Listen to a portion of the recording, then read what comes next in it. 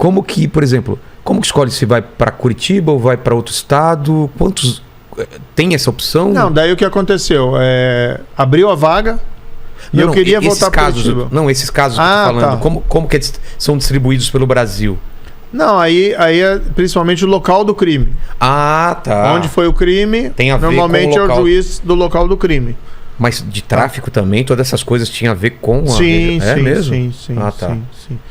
Então... É que aconteceu o seguinte, a minha vara onde eu trabalhava, é uma história um pouco longa, tá. Mas ela tinha competência, ela julgava todos os crimes que acontecessem no estado do Paraná. Só? Que envolvessem lavagem de dinheiro. Tá. Porque tinha uma época que lavagem de dinheiro é uma lei que foi criada lá em 98 no Brasil, mas tinha uma constatação... Só em 98? Só em 98, Nossa. Lavagem de dinheiro, no fundo, é um crime antigo. Mas ela só começou a ser criminalizada, tornada crime, por legislação na década de 80 e década de 90. Isso no mundo inteiro. Caramba. No Brasil é 98. Antes disso... Tá? Antes disso, não. Não era crime? Não era crime. Que absurdo. Não. Quer dizer, a lavagem de dinheiro sempre tem um crime antecedente, um crime anterior, que gerou o dinheiro que vai ser lavado.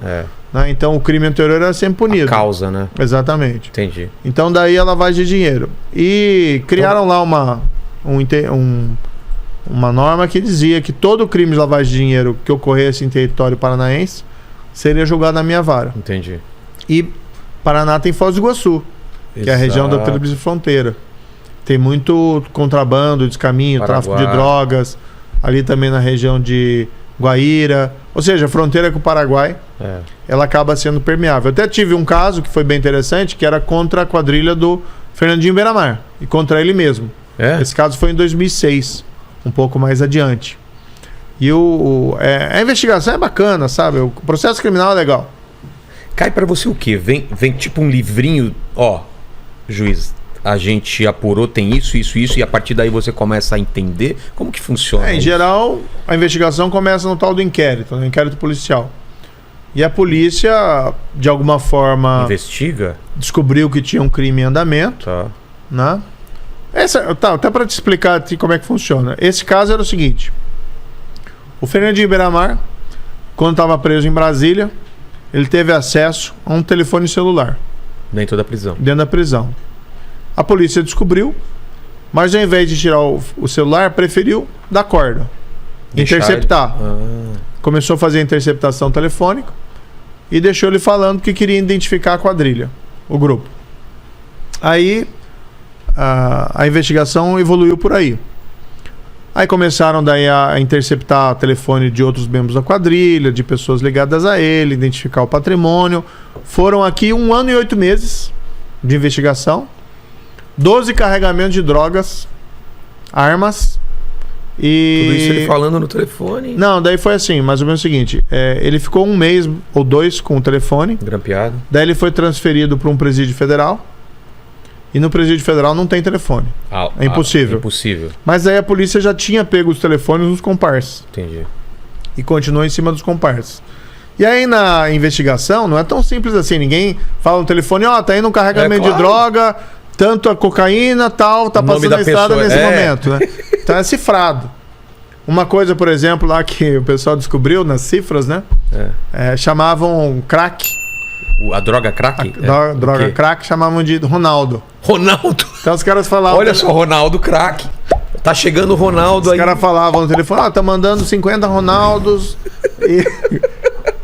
E aí, às vezes tinha carregamentos que a polícia conseguia aprender. E eles falavam os locais ou também eram cifrados os locais de entrega? Não, é tudo cifrado, mas aí você faz aquelas... verificações de herbes, de local onde a transmissão, sei. E consegue identificando e tal. E eles foram 12 carregamentos de drogas.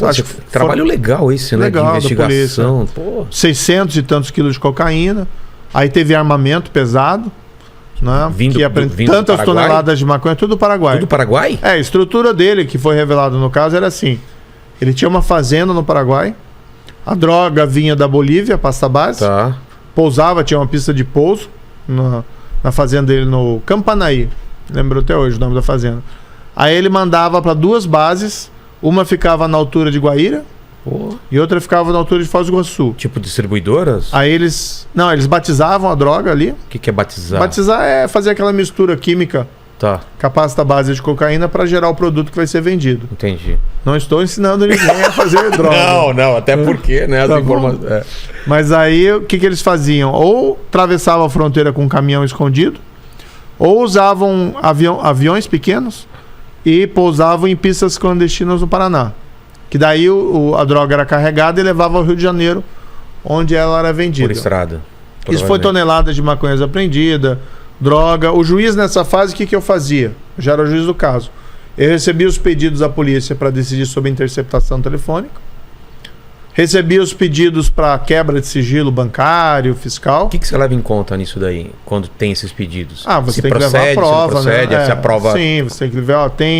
Por exemplo, se você quebrar o sigilo telefônico de alguém, você tem que ter uma... que a gente chama de causa provável, para você justificar essa medida. Tá. Então sempre tinha que ter alguma informação que justificava aquela medida específica. Entendi. Como você tinha uma operação que as interceptações estavam levando a apreensões de drogas e você verificava a correspondência. Então, por exemplo, às vezes o cara falava no telefone, tô mandando 50 azuizinhas e 40 amarelinhas. Peraí, azulzinha não é Viagra não, né? Não. Tá.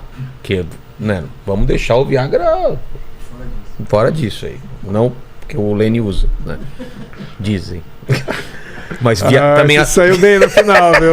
Tava ficando mal pra você. Eu suei frio aqui. Tava ficando mal pra você. Mas azulzinha e amarelinha também, eles usavam esses termos também? Existia esse daí? Não, usava esses termos. Daí aprendia um caminhão e quando você ia ver, tava cheio de pacote, embalagem.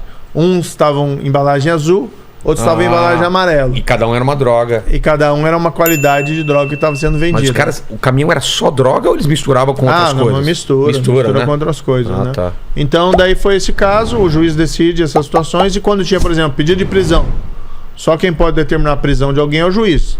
A polícia pede, normalmente se ouve o Ministério Público, e o juiz decide se decreta ou não decreta a prisão. Segundo você falou, o Ministério Público avalia em prol do povo e fala, realmente... É o caso. É o caso. Às vezes se manifesta, não é o caso, e simplesmente indefere. E a diferença do juiz e o Ministério Público, vocês podem ter diferenças de interpretação de lei, é isso? Com certeza. É? Não, veja, o Ministério Público é como se fosse um advogado. Tá.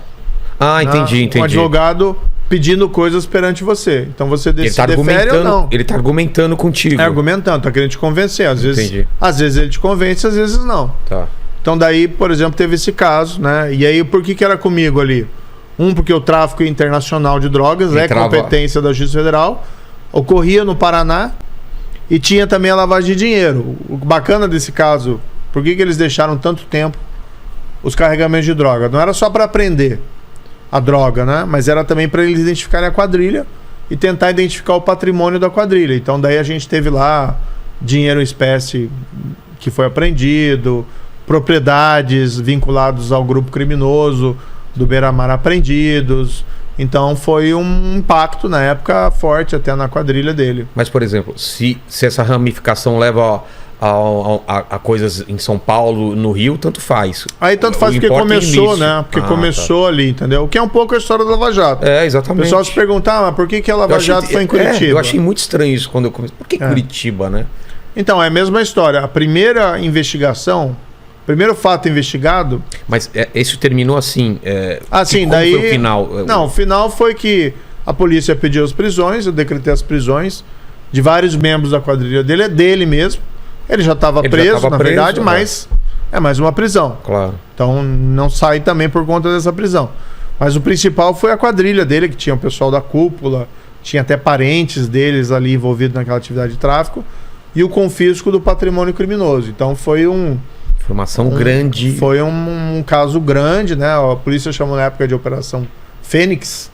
A Polícia Federal tem essa maneira de pôr os nomes. Então, né? Isso que eu queria saber depois, porque esses nomes, o Fênix era a história do renascer das cinzas, né? Porque eles tinham isso, eles renasciam das cinzas, o cara estava preso e mesmo assim continuava controlando. O caso do Beira-Mar, né? Que teria surgido novamente e tal. Mas foi ali um impacto grande, foi um caso pesado. Né? Eu lembro, por exemplo, que eu Foi tive. seu primeiro grande caso esse? Não, eu já tinha tido casos anteriores. Tá. Acho que um deles foi o caso Banestado. Depois você fala dele, mas desculpa, eu interrompi. Você ia terminar falando sobre esse caso. Não, daí foi um período que, por exemplo, quando a gente fez o interrogatório do Beira-Mar e dos associados, a Justiça Federal virou um bunker lá em Curitiba. Porque o risco de resgate, né? É muito alto. O perigo, então, assim, era pessoal fortemente armado.